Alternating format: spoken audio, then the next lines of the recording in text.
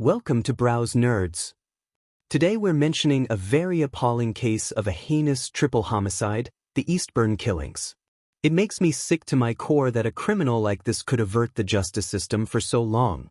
The murderer in question is Tim Hennis, who had also been an official of the U.S. military.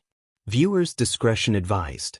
This video mentions triggering topics like murder, homicide, death.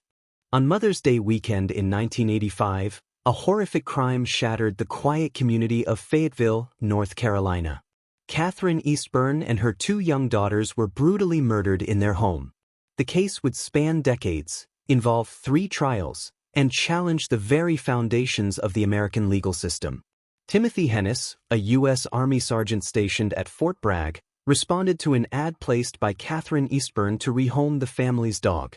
Days later, Catherine and her daughters, Kara and Erin, were found murdered. Hennis became the prime suspect.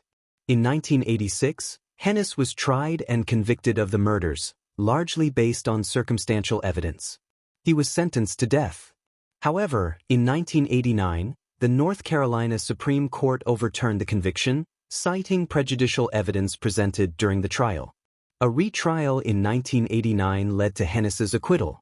He returned to military service and lived as a free man for nearly 2 decades. In 2006, advancements in DNA technology prompted a re-examination of the evidence. Semen samples from the crime scene matched Hennis's DNA. But double jeopardy laws prevented a new trial in civilian court. Leveraging the dual sovereignty doctrine, the U.S. Army recalled Hennis to active duty and court-martialed him in 2010. He was found guilty and sentenced to death. This marked the first time an individual was tried 3 times for the same crime, with both acquittal and conviction outcomes. The Hennis case raises profound questions about double jeopardy protections and the reach of military jurisdiction. It exemplifies how legal systems can intersect in complex ways, challenging our understanding of justice and constitutional rights.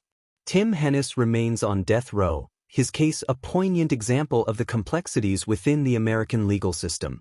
It serves as a reminder of the delicate balance between seeking justice and upholding the rights enshrined in our Constitution.